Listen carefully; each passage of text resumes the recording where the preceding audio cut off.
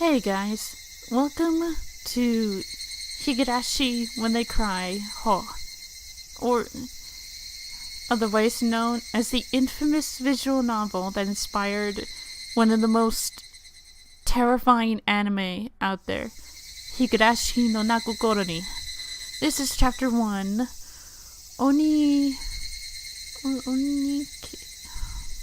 I don't entirely remember what this chapter is. It'll probably say in the game. Now, the only reason I'm doing this is I contacted Manga Gamer, the people who published Higurashi. And I'll show you the email. I'll show you part of the email on the screen. I'll have to edit that in. But they basically said that so long as there's commentary, I can do the entirety of chapter 1. And the rule is stated for YouTube. For permanent uploads like YouTube. So I can do the entirety of chapter 1 of Higurashi, so long as I have commentary. I'm a Let's Play YouTuber. I can do that. I mean, I do that. I've done that my entire channel. Well, sort of. I mean, as time gone on, I did better and better at doing commentary. But, yeah, I can do that. So, let's say we get started. Now, I've only seen, like, the first 4 episodes of season 1 of Higurashi. So I have a vague idea as to what the hell is gonna happen.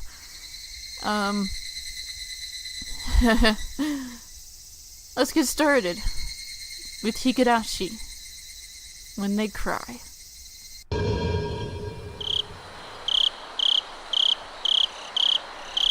Onikakushi. Chapter 1, Onikakushi. Welcome to the world of Higurashi When They Cry. The Onikakushi arc will be the opening inviting you into this world. Don't play tough, please. Just enjoy your life in Hinamizawa to the fullest. The difficulty is extremely high, but I hope you will enjoy the reward. Give me a second. That sounds really, really loud. Let's get started with Onikakushi.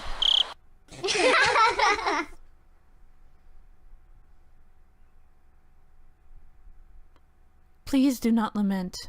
I will forgive you even if the world will not forgive you. Please do not lament.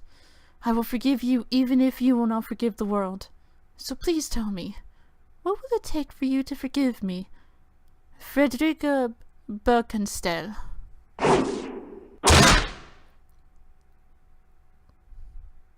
Yes. AD 1983, early summer of the Showa era. Is it going to start the same way that the anime started? If I was going to be ripped apart anyways, having my body ripped apart would have been far better. I trusted her. No, I still trust her. Even in this very moment, I trust her. But I'm starting to realize I only wanted to trust her because I refused to accept the truth. It was as if I was trying to convince myself in such a silly sobbing voice. And those tears making a mess of my face. That mechanical, repetitious sound finally stilled, and everything fell silent. Only the cry of the cicadas remained, annoyingly loud, and yet I felt as if I could still hear her voice. But that's not possible. She's no longer speaking. The only thing on crying is me. She never cried. Even when she repeated those words over and over, she never expressed any emotion because there were none to show. If she had no tears to shed for me, then I shouldn't need to shed any for her. Then why? This pain, my eyes getting moist, why is this happening? I still wanted to believe I hadn't been split apart. That's enough, right? Inside me, an inner voice whispered gently. My spirit has suffered enough. And countless times I'd wavered over whether I should just throw the battered thing away. Except I suddenly refused to do that, haven't I? I'd feel better if I just threw it away. Even knowing that I chose to believe, didn't I? Only I can understand that painful struggle and appreciate it. Hey, me? I've tried more than enough. I'll acknowledge that much. So, isn't it alright to just take the easy way out? It might be... Is this Keiichi? Besides, I'm not throwing it away. I'm leaving it behind, with her. Like flowers by a grave. Now then, calm your nerves. Even though you can't feel your right arm, just lift it up. And with every swing, forget a little more. That kindness made me happy. That adorable smile brought me joy. I liked patting your head. I loved how demure you were. Because this will be the last time. Because when I swing this down, I'll forget. This is my first and last bouquet for you.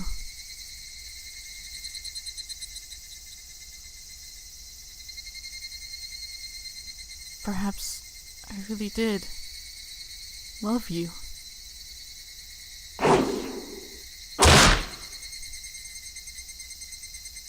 Jesus Christ.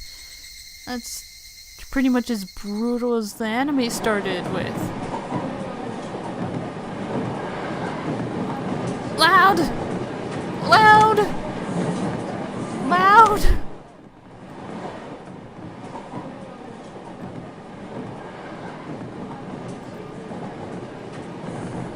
I know this is a sound visual novel, but loud! Somebody's been apologizing for a while now. I wonder what she's apologizing for. I felt wrong to eavesdrop, so I tried to ignore it. It hadn't been a while since I last went to the city. I only returned to attend the funeral of a relative. Even though I'd lived there until last month, I found the bustle of the city to be overwhelming. Those skyscrapers or the multi-lane roads. The melodious cacophony of the crosswalk. Even the campaign speeches blaring in front of the station felt nostalgic. The place where I live now isn't nearly as lively. There's only the chirping of locusts and babbling of brooks. And the cry of the Higurashi, the evening cicadas. Rather than making me feel lonely, that quietness had begun to instill a sense of serenity. There's nothing wrong with where I'm living now. There's nothing where I'm living now. I don't just mean there aren't any burger joints. There aren't even vending machines. No music stores, no restaurants, and no arcades. Even an ice cream parlor would be unlikely. Nearest town has some stuff like that, but it's an hour away by bike. But come to think of it, it wasn't really a big deal. There were music stores and arcades and ice cream parlors, but it wasn't like I ever hung out at any of them. I had lived in the city for 10 years and never once been to an ice cream parlor. I should have gone at least once. It's only now that I'm starting to regret that a little. Somebody's still apologizing. Who is she apologizing to? She's apologized so much, so just forgive her already. There's no more reason anyone should ever need to apologize so much. I started to feel a bit annoyed at whoever was refusing to forgive her. No matter how bad the mistake, there's nothing that can't be forgiven. There's no such thing as an irreparable mistake. Oh boy, we're going to be regretting those words. You just need to be more careful next time. She's still apologizing, even now. Then, has she really done something that can't be fixed? I have no idea what she's done, but if it can't be fixed, then that's all the more reason to forgive her. No matter how much she apologizes, nothing will change. But even so, she keeps apologizing in such a heartbreaking voice. Hey, you, the one she's apologizing to. Why don't you just go ahead and forgive her? She's apologizing in such a pathetic voice. Keiichi, we're almost there. Wake up! I was finally roused from my nap by my father's prodding. Oh, that was his father. So we are Keiichi. Keiichi is the main character of Higurashi, essentially. It seemed the train had reached its final stop. We'd spent hours riding everything from the bullet train to the local routes. It was hard to believe that the landscape beyond the window in the city I was in half a day ago were in the same country. No, that they were even from the same era. From there, we take a car deeper into the mountains.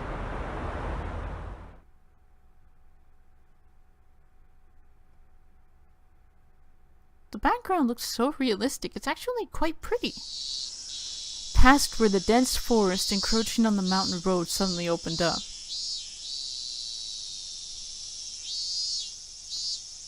There, where I live now, Hinamizawa. I actually found out that the village of Hinamizawa is based on an actual village in Japan. It's just so cool to think about. Kind of terrifying too, but I know what happened in Higurashi doesn't actually happen in, you know, IRL Hinamizawa. I'm not even sure. Is the real village called Hinamizawa? I'd have to Google that. But there's actually a video from the anime man when his girlfriend Aki visited. They went to this place, this village that Hinamizawa is based on. And I thought that was amazing.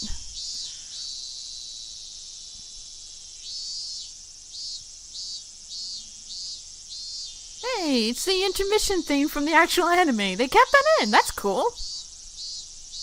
Higurashi no nakokoro ni.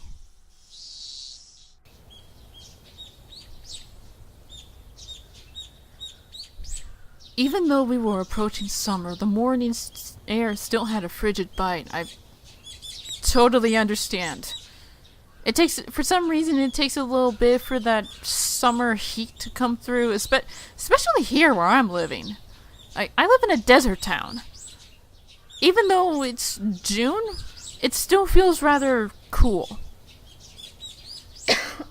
Excuse me, sorry about that. Although, in exchange, you could fill your lungs up with crisp, clean air. Here, you fill it with sand and dirt. No, just dirt, not sand. We're not that kind of desert. Flipping open the window, I was greeted with a verdant expanse. Nothing but trees. Neighboring house wasn't far away on the other side. I'm trying my best to do Keiichi's dub voice. Because God knows I ain't gonna be able to speak Japanese. If I could speak Japanese, this being Japanese. Not to mention the English. It's unfortunate that the English dub for the anime didn't work out. The guy that got to play Keiichi is a well-known voice actor, and I like him. But I'm not gonna be able to remember, Rena. Is it Rena? Or is it Rena? Rena? I'm sure I'll be able to find out. Rika? I think it was Rika. And Satsuko. I believe were the three youngest. Mion. No, I never got to Mion. No, Mion is the girl with the ponytail. And I think Shion is her twin sister. Oh my God, this is what happens when you only watch the first 4 episodes. So I was probably the only one enjoying that view in the air. I filled my lungs with another deep breath. Since I started living in Hinamizawa, I learned that even air had its own taste. I quickly finished getting ready for school and headed downstairs for breakfast. My mother was the only one there. My father was nowhere to be seen. He was probably working until the early morning. Dad had a rather unconventional job as a painter. It's such a laid-back profession. You get up when you want, sleep when you want, and work when you want. I was so jealous of that easygoing lifestyle. I even wrote for school that I wanted to be a painter when I grew up. Dad was ecstatic about that. It was just because it looked easy. I'd never tell him that though. Mom laid breakfast down on the table. Seaweed, pickled vegetables, raw egg, and grilled salmon. My mom was such a good cook, it was scary. A perfect, immaculate, ideal breakfast. Unlike my dad, who didn't even know the meaning of the word schedule, my mom never squandered any time or effort. She hummed a little tune as she brought over the miso soup. Seemed like she was in a good mood today. I'm so happy you've been waking up early since we moved here, Keiichi. If I don't wake up early, I won't have time to eat breakfast. I thought I was being cute, responding with a wisecrack after being praised for being good. Full bowl of rice, or bowl happy enough? Pile it on! First, I savored the steaming hot rice with the seaweed. After that, I covered it with the egg.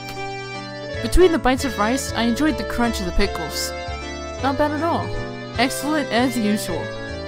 Watching me clean my plate, Mom gave me a warm smile. I'm so happy you haven't skipped breakfast ever since we moved here, Keiichi. I was not a morning person when we lived in the city. I slept right until the last minute before school and rarely ate breakfast. Boycotting the breakfast Mom made me each morning, that was probably the only way I could protest being forced to attend cram school. I guess that was what you'd call my rebellious phase.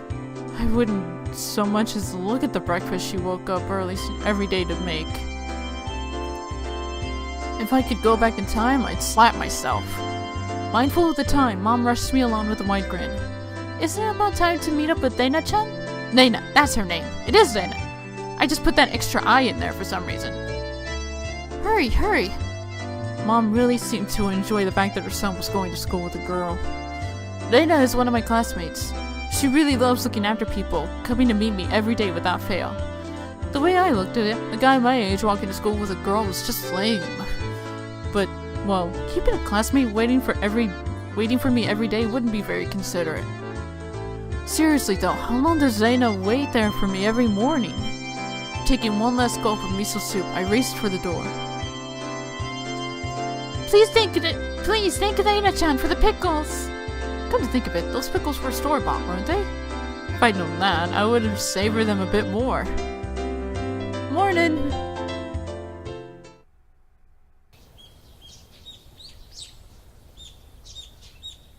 There she is! Keiichi-kun! Good morning! Her cheerful greeting was as fresh as the morning itself. You're always so early. You should try sleeping in sometime. Oh, that's Rena talking. You're always so early. You should try sleeping in sometime. If I sleep in, I'll keep you waiting. She's so conscientious and such a good person. If that ever happens, I'll just leave you behind. If that ever happens, I'll just leave you behind. Keiichi-kun, you're so cold. I wait for you all the time. I'll leave you in the dust without looking back. Why are you so mean? Why? Rena had a slightly troubled look on her face. Huh? Are you kidding me? She looks adorable! Slightly troubled face, huh? Toying with her was rather fun because of how quickly her mood changed. Oh, we're gonna see how her mood changes. I'm kidding, I'd wait for you. With those words, Rena seemed to relax. Her face blushed bright red. Thank you. I'd wait forever until you came, Rena. No matter how long. Forever. Rena turned bright red, steam rising from her head as her brain short-circuited. She's especially weak to this sort of talk. It's quite rare to find someone this fun to tease. Oh, man. So, seriously, I watched the first 4 episodes of Higurashi no Nakokoro ni, and oh my god, it... like, the first maybe 2 episodes? I believe it was the first 2 episodes. It was the Madoka effect. Higurashi was the Madoka effect before Madoka even came out. It was... oh boy. Have you ever read a romance novel, Rena? Huh? I haven't. Never read any before. From that response, she gathered she was interested in them but was too embarrassed to actually buy one. I couldn't imagine what would happen if she did read one. She'd probably turn red and pass out. Oh yeah, message from Mom. She says thank you for the pickles. It was nothing. You're welcome. How were they? Not too salty? They weren't that salty. Actually, they had a pretty light flavor to them. It would have been fine to just be honest and say they were good, but apparently I couldn't be that forthright. I'd like to have something before that. Were you the one who pickled them, Rena? Or was it your mom? Huh? Why do you ask? Were they too salty? Her attitude completely changed as she began to panic frantically. Was it you, Rena, or was it your mom? Why are you asking who made them? Why? Depending on who made them, my opinion of them might change drastically. Huh? She counted frantically on her fingers, trying to remember the amount of salt she'd used to pickle them. It wasn't like I was trying to tease her, but I couldn't stop myself. Guys who take pleasure in this kind of thing are probably the worst. Guys like me. Rena nervously opened and closed her mouth over and over, trying to mutter a response. It was me. Delicious. Huh? Pretty good, just like the last ones. And they went perfectly with the rice. Her face went bright red again. She was completely spacing out. It was truly a lot of fun to tease her. I pray that Rena never gets taken advantage of by some lowlife. Keep at it, Rena. I'll train you until you handle it like the average person. Or so I decided for myself. Let's go. If we keep Mion waiting, we'll never hear the end of it. Seeing as she just keeps spacing out otherwise, I called Rena back to reality first so we could make our way to school. This strange, easily flustered girl is Rena Ryuku. I've only known her for about a month, but I've come to realize it's not just her name that's strange.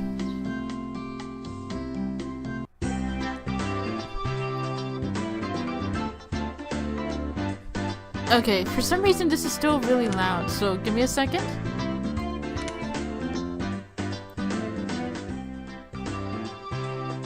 There we go.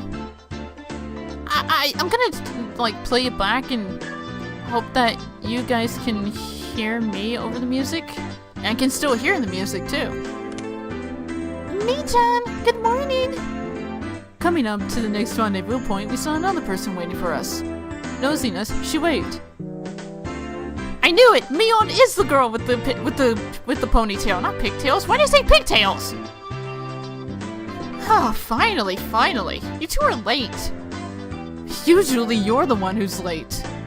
In sharp contrast to the diligent Rena, this one marched to the beat of our own drum. She's Mion Sonozaki. For what it's worth, she's our senior and head of the class. Morning, Rena. And it's been a while, Keiichi-chan. How many years? I was only off for 2 days. You don't say. You were so much cuter back then. Mion's gaze stared at my chest and then dropped straight down, focusing on the point between my legs. So she was saying it was my crotch that was cuter back then. Before you ask, just to be clear, I've never actually tried to show it to her. I certainly hope not.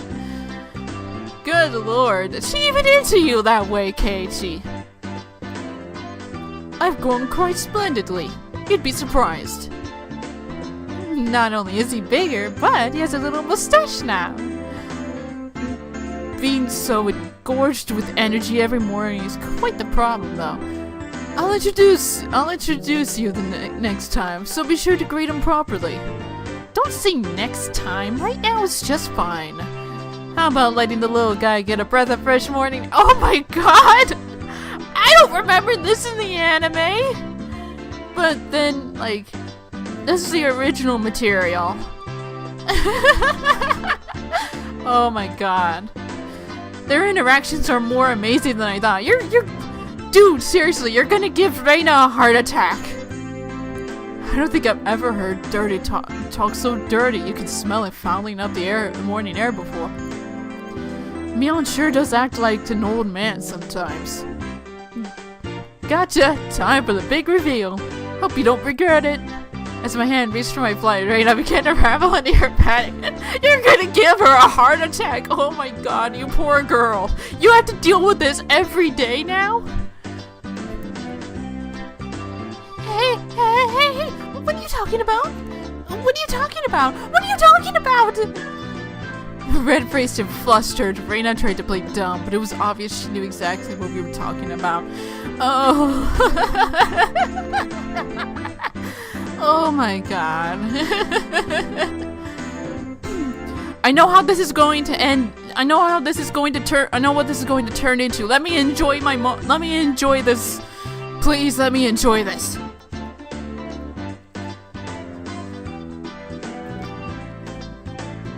Oh man.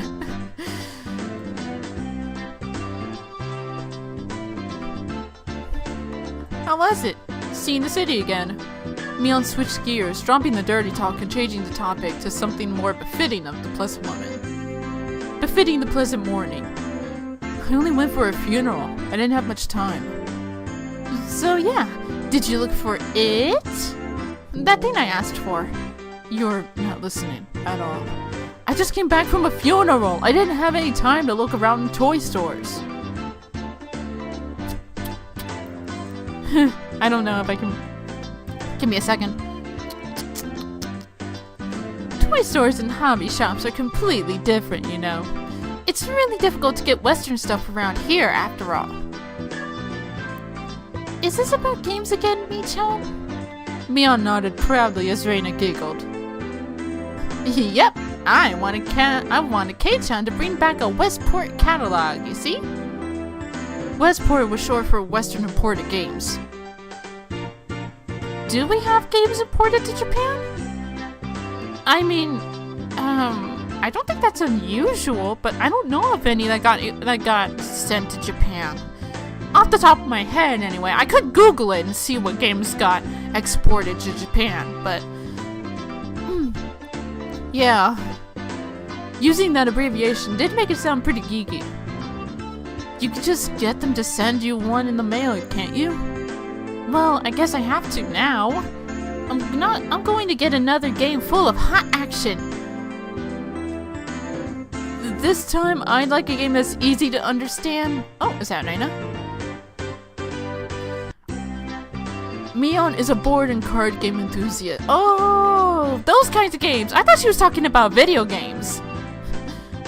And I hear she's collected quite a lot of different ones. According to Rena, Mion's room has kind of become a museum for domestic and foreign games. If there's a game you think I'd understand, let me play... Oh. If there's a game you think I'd understand, let me play too. Of course. If Keiichi is up for it, I should warn you. If Keiichi is up for it, I should warn you though, we're pretty tough. Just what I want. I play all sorts of games. I don't intend to lose. Wow. Whoa. Then we'll let you in the group this time, I guess. Bristling with joy from head to toe, Rena looks back and forth between me and Mion. Mion gave her an affirmative wink, and her expression perked up even further.